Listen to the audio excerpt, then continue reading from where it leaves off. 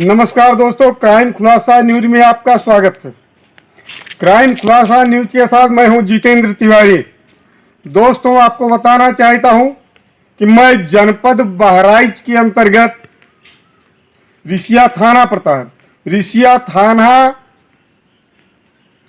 के अंतर्गत ये एक आश्रम आता है जिसका है शक्ति पीठ श्री देवी संपदा समय। ये जो है ये आश्रम है। मैं यहाँ पहुंच गया हूं। चलिए हम एक एक करके दिखाते हैं कि जो है कहाँ क्या बना हुआ है, कहाँ किसका निर्माण हो रहा है, कहाँ कौन सी देवी है, कहाँ कौन सी मंदिर बनी है, कहाँ यज्ञशाला है, कहाँ संतों का निवास स्थान है, कहाँ संत लोग निवास करते हैं। और इस स्थान के बारे में तो मैंने बहुत कुछ सुना है।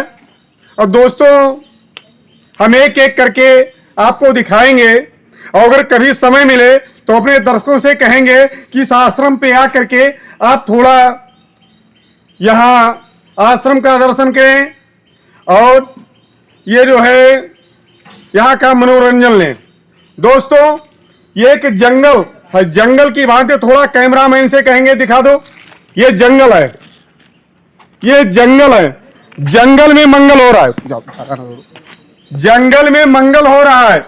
मैं चाहूंगा कि जो है ये कैमरामैन दिखाए कि ये सब जंगल है।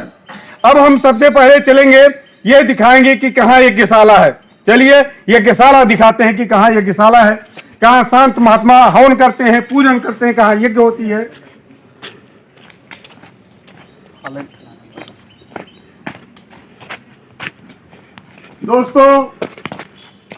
दोस्तों हम इस समय पहुंच गए हैं। ये यज्ञशाला है।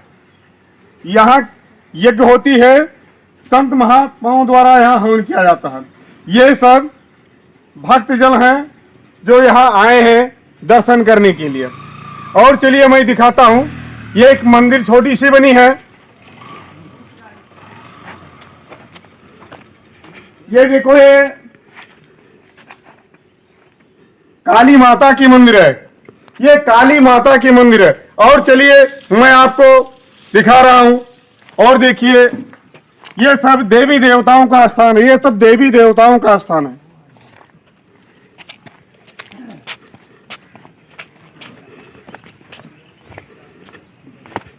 दोस्तों, यह संत निवास है।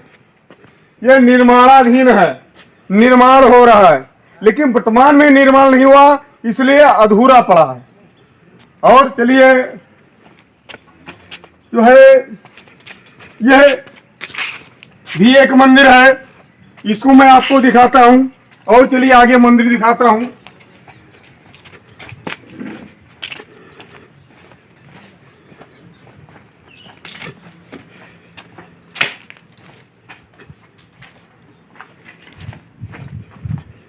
ये जो है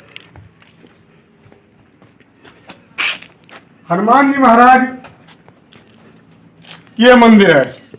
यह हनुमान जी महाराज की मंदिर है। ये पंचमुखी हनुमान जी महाराज इसमें साक्षात विराजमान है।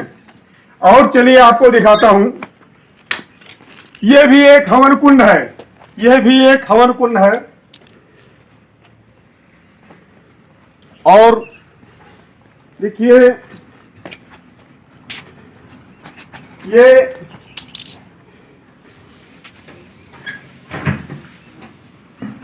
ये देखिए, ये जो है महानदा समय माता जी का मंदिर है। महाराज जी, आप इस आश्रम के महंत हैं। कृपया आप इस आश्रम के बारे में बताएं कि कब आश्रम का निर्माण हुआ और इसका महत्व क्या है। देखिए, ये आश्रम हमारा बहुत प्राचीन है, बहुत पुराना है जी। इस आश्रम का संबंध रेलवे विभाग से बहुत विशेष है जी। वो इसलिए कि जब रेलवे लाइन का निर्माण हो रहा था जी, तो इस लाइन के बीच में जो पुल बनना था वो पुल नहीं बन पा रहा था। जी। जब पुल नहीं बन पा रहा था, तमाम लोग आए उसमें बनाने के लिए, जी। बनता जी, था और जी, गिर जी। जाता था। जी। तो अध्यात्म के तमाम रिसर्च वाले आए, संत जी। महात्मा, जी।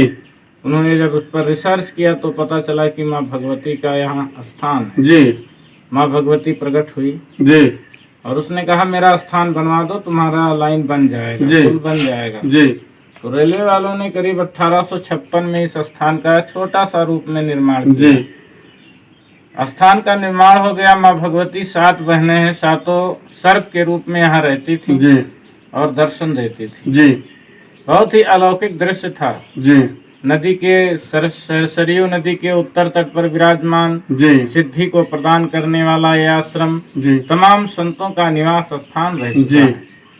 धीरे धीरे करके समय का परिवर्तन होता गया और जी। माँ भगवती का वो दर्शन जो पहले साधारण रूप में होता था वो दुर्लभ होने लगा। जी जी जी आज भी कभी कभी उनके दर्शन हो जाते जी हैं, जी जी लेकिन बहुत ही दुर्लभ है। जी धीरे धीरे करके यहाँ लाखों की संख्या में जनता आती जाती जी, रही और जी। उसके मनोरथ पूर्ण होते रहे। जी आज भी हमारे यहाँ सोमवार, बृहस्पतिवार और जो भी पर्व होते हैं देवी जी, जी के, उन जी। सभी पर्वों में विशाल जनसमूह यहाँ एकत्रित होता है। जी मेला भंडारा होता है। जी लोग अपनी मनौती पूर्ण होने के उपलक्ष्य में तमाम प्रकार के मांगलिक कार्य भी जी करते जी हैं। जी जी जी इस आश्रम में कोई भी सुविधा नहीं है। जी यहाँ लाखों की संख्या में जनता आती है और जी।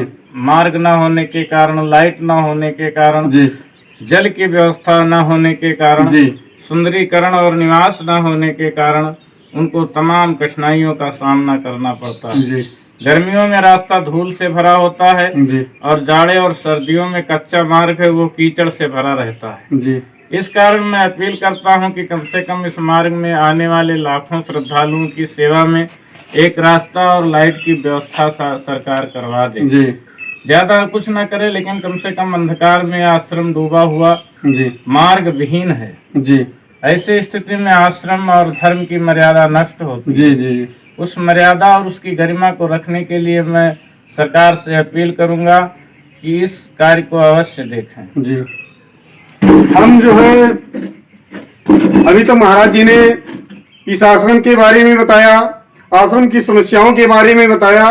हम अपने चैनल के माध्यम से प्रधानमंत्री श्री नरेंद्र मोदी जी से और उत्तर प्रदेश के मुख्यमंत्री श्री योगी आदित्यनाथ जी से, जो भी एक शक्तिपीठ के महंत हैं, उनसे हम निवेदन करेंगे कि इस आश्रम के तरफ भी एक नजर फेरें और इस आश्रम का भी जीर्णोद्धार कराएं। यहाँ आने के लिए रास्ता नहीं है और बिजली की लाइन नहीं है। यहाँ पर जब कोई दर्शनार्थी आते हैं उनको पीने के लिए पानी की व्यवस्था नहीं है। कृपया आप का भी जीर्णोद्धार कराएं। इसके लिए इस क्षेत्र की जनता आपको का जीवन भर आभारी है।